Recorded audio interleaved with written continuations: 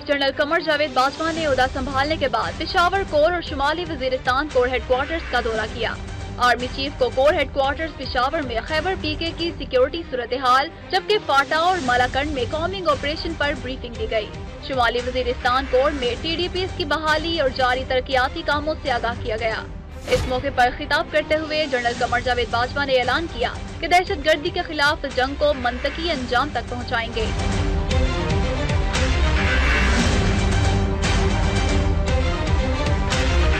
किसी दहशतगर्द को कबायली इलाकों में वापस नहीं आने दिया जाएगा।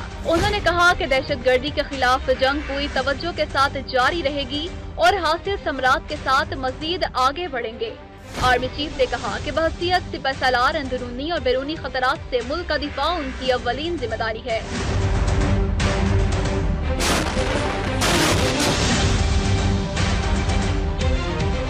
उन्होंने कहा कि पाक अफगान बॉर्डर पर बेहतर कोऑर्डिनेशन के लिए FC के नए विंग्स बनाने की रफ्तार को मजीद तेज किया जाएगा।